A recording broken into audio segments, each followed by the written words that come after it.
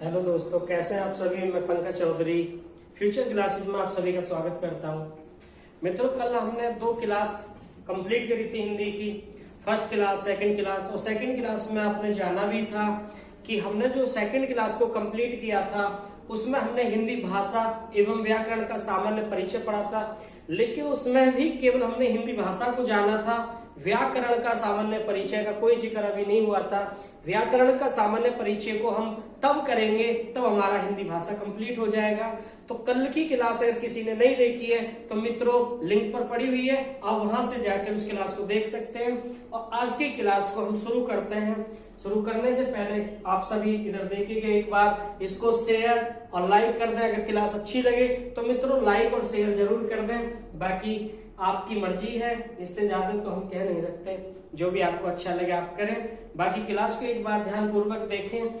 हमने कल जिक्र किया था कि दृष्टिकोण 3 हैं हिंदी भाषा को जानने के। एक दृष्टिकोण ऐतिहासिक दृष्टिकोण है, एक भौगोलिक दृष्टिकोण है और एक तीसरा दृष्टिकोण संवैधानिक दृष्टिकोण है। तो मित्रों, जो पेपर में क्वेश्चन आता है वो ऐतिहासिक दृष्टिकोण से आता है और संवैधानिक दृष्टिकोण से आता है। भौगोलिक दृष्टिकोण से कोई क्वेश्चन नहीं आता है। तो आइए चलते हैं, हम जानते हैं ये ऐतिहासिक दृष्टिकोण है क्या। तो मित्रों, ऐतिहासिक दृष्टिकोण, ऐतिहासिक दृष्टिकोण, ऐतिहासिक दृष्टिकोण,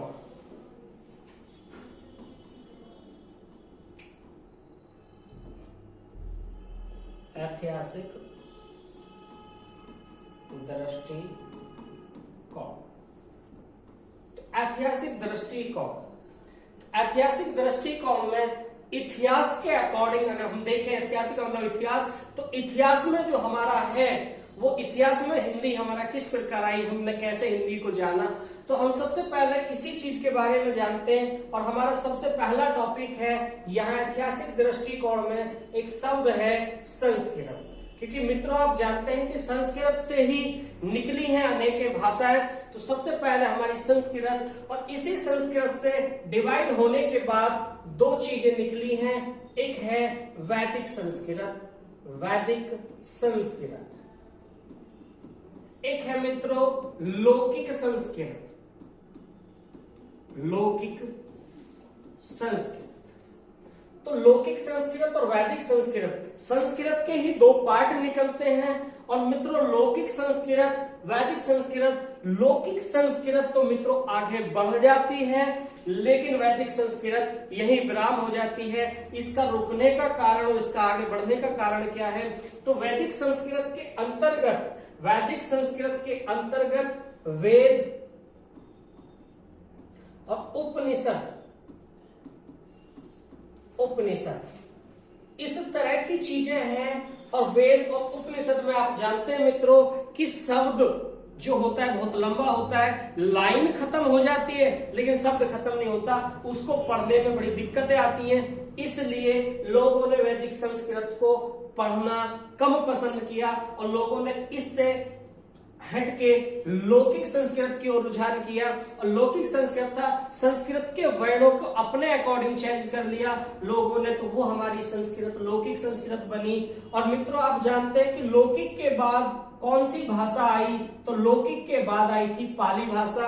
और पाली भाषा किसकी थी मित्रों, पाली भाषा थी बौद्धों की, बौद्ध। तो बौद्धों की पाली भाषा थी।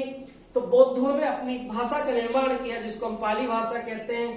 पाली भाषा के त्रिपिटक होते हैं जो पेपर में बार बार जीएस में भी क्वेश्चन पूछा जाता है। ऐसा निश्चित नहीं है कि हम हिंदी पढ़ रहे हैं तो ये पेपर में हिंदी में ही मिले, ये जीएस जीके में भी क्वेश्चन मिल जाता है कि त्रिपिटक किसके होते हैं। तो पाली भाषा के त्रिपिटक होते हैं। तो पाली भाषा के बाद फिर तीसरी भाषा का निर्माण हुआ और तीसरी भाषा आई निकल के यहां से प्राकृत भाषा, प्राकृत भाषा। लौकिक के बाद प्राकृत भाषा आई जो बौद्धों की थी, और पाली भाषा के बाद प्राकृत भाषा आई, वो किसकी थी, वो जैनों की थी, जैन। तो जैनों की कौन सी भाषा थी? प्राकृत भाषा थी। क्वेश्चन पूछता है कि बौद्धों की कौन सी भाषा है? तो पाली भाषा। और पाली भाषा किसकी है? बौद्धों की है। जैन की कौन सी भाषा थी? प्राकृत भाषा थी। प्राकृत भाषा किसकी है? जैनों की है। तो इसके बाद जब प्राकृत भाषा आई मित्रों, तो प्राकृत भाषा के बाद यहां से भाषा का रूप बिगड़ना शुरू हो जाता है। प्राकृत भाषा के बाद शब्दों का रूप बिगड़ना शुरू होता है। शब्दों का रूप बिगड़ा। शब्दों का रूप जो बिगड़ा है वो प्राकृत भाषा पे आके बिगड़ा है। वो कैसे बिगड़ा है, किस कारण बिगड़ पाया है? तो देखो मित्रों, जैसे हमने शब्द लिखा है रामेश्वर, शब्द है हमारा रामेश्वर। हमने बोला रामेश्वर, लेकिन बोल तो हम रामेश्वर रहे, लेकिन हम समझ क्या रहे हैं? हमने समझ लिया रामेशा। यहां बोला गया रामेश्वर, लेकिन समझा गया रामेश्वर। तो यहां जो इसका डिफरेंट है, जो अंतर आया है यहां, इसके माध्यम से जो अंतर है, इसी के माध्यम से अंतर आने से इसमें वलय भ्रंश पड़ जाते हैं, अर्थात टूट फूट हो जाती है। और टूट फूट होना ही इसमें वलय भ्रंश पड़ जाते हैं। और जब इसमें भ्रंश पड़ते हैं, वलय पड़ जाते हैं, ऊंचा नीचा हो जाता है, तो प्राकृत भाषा के बाद कौन सी भाषा बन जाती है मित्रों? अपभ्रंश भाषा बन जाती है। अपभ्रंश भाषा का निर्माण होता है। तो प्राकृत के बाद अपभ्रंश भाषा का निर्माण होता है। और अपभ्रंश भाषा के बाद मित्रों, अपभ्रंश भाषा के बाद में फिर एक नई भाषा का निर्माण होता है, और वो होता है शोर सैनी भाषा। शोर सैनी अपभ्रंश। शोर सैनी अपभ्रंश। ये शोर सैनी अपभ्रंश जो भाषा है, ये शोर सैनी भी आ जाता है, भ्रंश भी बोल देता है शोर सैनी। ये शोरसैन प्रदेश से थी। शोरसैन प्रदेश अर्थात गंगा यमुना के मध्य में एक प्रदेश था, और गंगा यमुना के मध्य में जहां प्रदेश था शोरसैन प्रदेश, वहां की जो भाषा का निर्माण हुआ उसको हमने शोरसैनी अपभ्रंश के नाम से जाना। और शोरसैनी अपभ्रंश के बाद मित्रों जो भाषा बनती है वो हमारी निकल के आई थी हिंदी। तो मित्रों हिंदी जो भाषा निकली है वो इतनी भाषाओं में से होते हुए निकली है। तो संस्कृत थी, लौकिक थी, वैदिक थी, पाली, प्राकृत, अपभ्रंश, शोरसैनी और हिंदी। तो लौकिक जो संस्कृत थी, इसके अंतर्गत जो आता है ये रामायण है, महाभारत है, इस तरह की चीजें इसके अंतर्गत थी। तो इसके रामायण महाभारत के शब्द कठिन तो है, लेकिन इनको पढ़ने में इन वेद उपनिषद के मुकाबले आसान था। तो इनके अकॉर्डिंग ये आसान है रामायण महाभारत पढ़ना। तो लोगों ने अपने अकॉर्डिंग इस बदलाव को यहाँ लाए, और यहाँ से धीरे धीरे बदलती चली गई, और यहाँ जाके हमारी कौन सी भाषा निकली मित्रों? हिंदी। तो यहाँ से अगर क्वेश्चन पूछता है कि हिंदी भाषा की जननी क्या है, तो मित्रों हिंदी भाषा की जननी, क्वेश्चन को ध्यान से करना, यहाँ से क्वेश्चन कई बार रिपीटेड है, हिंदी भाषा की जननी। तो हिंदी भाषा की जननी की अगर बात करता है तो मित्रों आपको संस्कृत आंसर लगाना है। संस्कृत। तो संस्कृत हमारी हिंदी भाषा की जननी होती है। अगर आपसे क्वेश्चन करता है, क्वेश्चन ये पूछ ले कि हिंदी किसमें से निकली है, तो मित्रों ये जो विकल्प है, ये जो क्रम है, अगर विकल्प यहां से शुरू करता है 1 2 3 4, तो आपका आंसर शोरसैनी होगा, क्योंकि शोरसैनी में से ये हिंदी भाषा निकलती है। अगर ये दोनों विकल्प नहीं है, 1 2 3 4 है, तो आपका आंसर अपभ्रंश होगा। जिस प्रकार जो क्रम में आता है उसी में से हिंदी निकलती है। लेकिन अक्सर क्वेश्चन या तो इस ऐसे सीरियल में देता है या इसको जननी के रूप में पूछता है, इससे अलग तरीके से क्वेश्चन नहीं पूछा जाता है मित्रों। हिंदी भाषा की जननी संस्कृत होती है। और आप यहां तक ऐतिहासिक दृष्टिकोण में जान चुके हैं। दूसरा दृष्टिकोण है संवैधानिक दृष्टिकोण। संवैधानिक दृष्टिकोण, संवैधानिक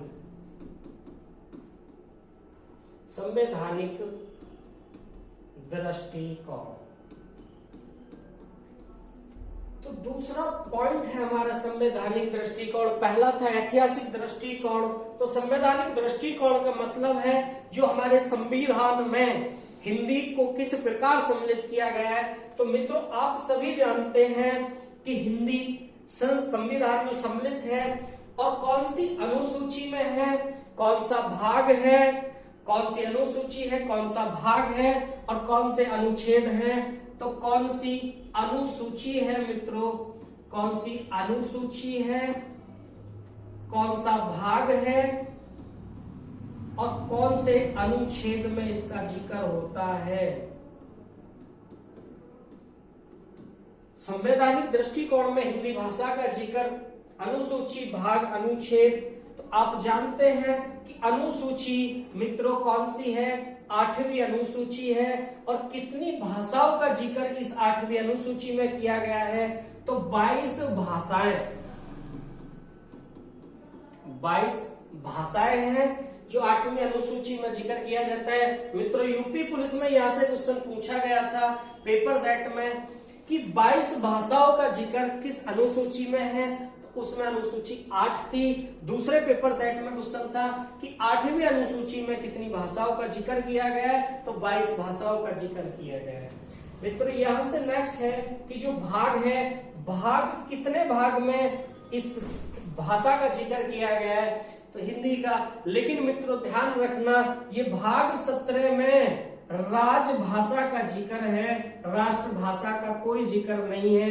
राजभाषा, राजभाषा वो होती है जो राज्य की भाषा होती है, राज्य का जो प्रशासन, जो प्रशासनिक काम होता है जिस भाषा में, वही हमारी राज्य की भाषा होती है। और राष्ट्रभाषा वो होती है जो देश की भाषा होती है। तो हमारे देश की एक कोई भी भाषा निश्चित नहीं है, तो इसलिए हमारे देश की कोई भी राष्ट्रभाषा नहीं है, केवल राजभाषा है। और हमारी राजभाषा किस में आती है, भाग 17 में आती है।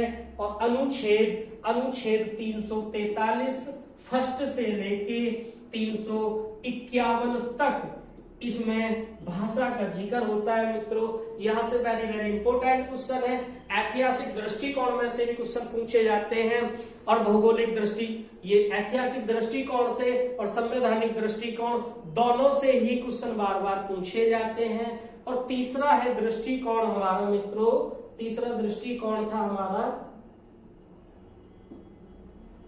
तीसरा दृष्टिकोण है हमारा, तीसरा दृष्टिकोण हमारा भौगोलिक दृष्टिकोण।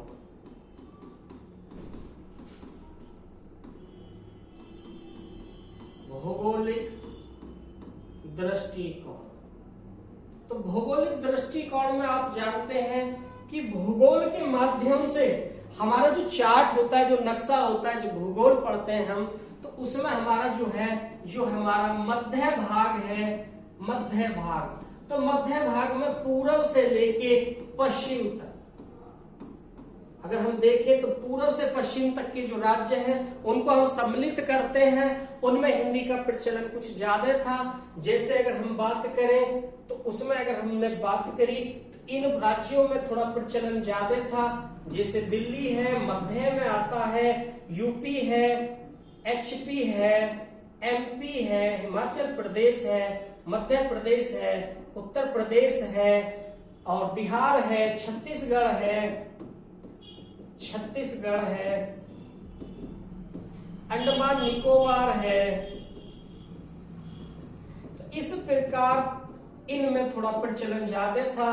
तो भूगोल के राज्यों में अगर हम देखें, हरियाणा है, राजस्थान है, तो इस प्रकार हरियाणा, राजस्थान, तो भूगोल के दृष्टिकोण में इन राज्यों में थोड़ा हिंदी का प्रचलन ज्यादा था। लेकिन ये टॉपिक इंपोर्टेंट नहीं है, लेकिन फिर भी हमें जानकारी होनी चाहिए कि संविधान, भूगोल और ऐतिहासिक दृष्टिकोण में हिंदी भाषा का क्या महत्व होता है। तो मित्रों तीनों दृष्टिकोण हमारे कंप्लीट हो चुके हैं। नेक्स्ट हम चलते हैं इसी में आगे टॉपिक पे कि जो हमारी एक होती है बोली मित्रों,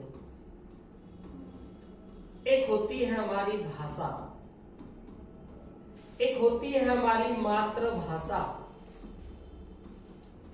एक होती है हमारी राजभाषा और एक होती है हमारी राष्ट्रभाषा। मित्रों बोली, भाषा, मातृभाषा, राजभाषा और राष्ट्रभाषा ये क्या होती हैं? क्वेश्चन में अगर पूछता है तो बोली का जो क्षेत्र होता है, इनमें क्वेश्चन पूछेगा तो बोली का क्षेत्र सीमित क्षेत्र होता है, सीमित क्षेत्र। और भाषा का क्षेत्र कैसा होता है? व्यापक क्षेत्र होता है। तो सबसे पहले तो हम जानते हैं सीमित और व्यापक क्यों होते हैं। तो मित्रों अगर गांव है, गांव पास पास में है, ये गांव है, इन गांवों में अगर आप देखोगे तो एक ही चीज के बहुत सारे अलग अलग नाम बोली ली जाती हैं। इस गांव में अगर हम बात करें तालाब की तो इन्होंने तालाब बोला, इन्होंने पोखर बोला, इन्होंने नहर बोल दिया, तो इन्होंने अलग बोला, इन्होंने अलग बोला। तो अलग अलग जो बोली है इनकी अलग अलग है, लेकिन इस गांव की बोली एक सीमित क्षेत्र में है, इस गांव की एक सीमित में है, इसकी सीमित में है। तो इनका एक सीमित क्षेत्र होता है, लेकिन इन पास पास के गांवों का एक एरिया जो हुआ ये थोड़ा व्यापक हुआ और इनकी मिलती जुलती भाषा है, सब एक दूसरे को समझ जाते हैं, इसलिए इनका क्षेत्र कैसा हो जाता है मित्रों? व्यापक हो जाता है।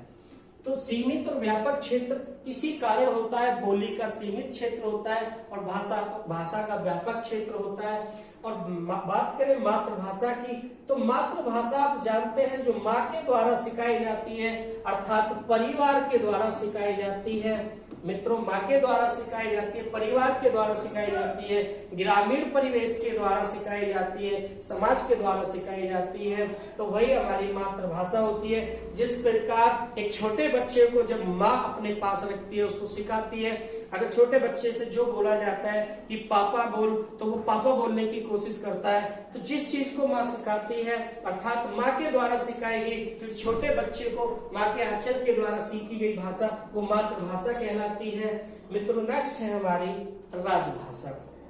तो राजभाषा राज्य का जो कार्य होता है, जिस राज्य का जो प्रशासनिक कार्य होता है, जिस भाषा में राज्य का प्रशासनिक कार्य होता है, वही हमारा क्या होता है? जिस भाषा में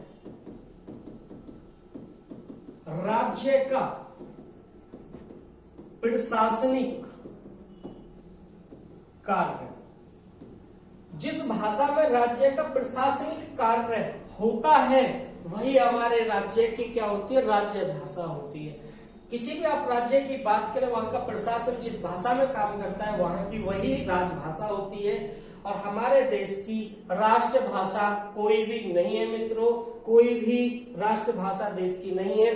राष्ट्रभाषा वो होती है जो देश में सबसे अधिक भाषा बोली जाती है, लेकिन हमारे देश में कोई ऐसी भाषा का निर्माण नहीं है जो हमारे देश की एक राष्ट्रभाषा बने। हर राज्य में अलग अलग बोली जाती है, इसलिए भारत देश की कोई भी राष्ट्रभाषा नहीं है।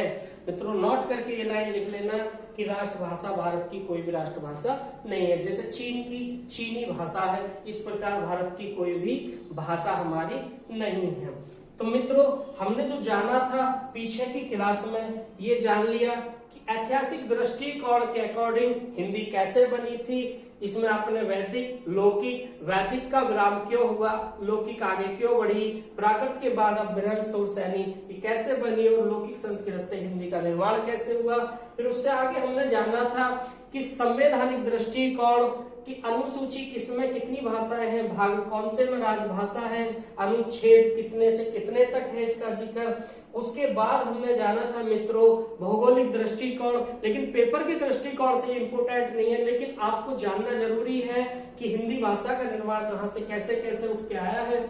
उसके बाद मित्रों हमने जाना है बोली भाषा, मातृभाषा, राजभाषा और राष्ट्रभाषा। और इसमें आप जानते हैं दोस्तों बोली में कोई भी साहित्य रचना नहीं की जाती है। ध्यान रखना कि बोली में कोई भी साहित्य रचना नहीं की जाती है मित्रों। जो बोली होती है, बोली में कोई भी साहित्य रचना नहीं होती, क्योंकि जो बोली होती है बोली में साहित्य रचना नहीं होती मित्रों। और यहाँ एक नारा है भारत भाषा सर्वेक्षण, भारत भाषा सर्वेक्षण। ये जो दिया है भारत भाषा सर्वेक्षण, ये डॉक्टर गिरियर्सन ने दिया है मित्रों, गिरियर्सन। तो क्वेश्चन अगर आपसे पूछता है भारत भाषा सर्वेक्षण, ये डॉक्टर गिरियर्सन ने, बोली में कोई भी साहित्य रचना नहीं होती है, भाषा में साहित्य रचनाएं लिखी जाती हैं, कई बोलियों से भाषाओं का निर्माण बनता है। मित्रों इसके बाद जो हम नेक्स्ट पढ़ेंगे वो बोली भाषाओं के ऊपर पढ़ेंगे, कितनी उपभाषाएं हैं और कितनी बोलियां हैं, उसके बारे में हम नेक्स्ट क्लास में पढ़ेंगे। इस क्लास को यहीं विराम करते हैं और नेक्स्ट क्लास में आगे फिर मिलते हैं। Okay bye.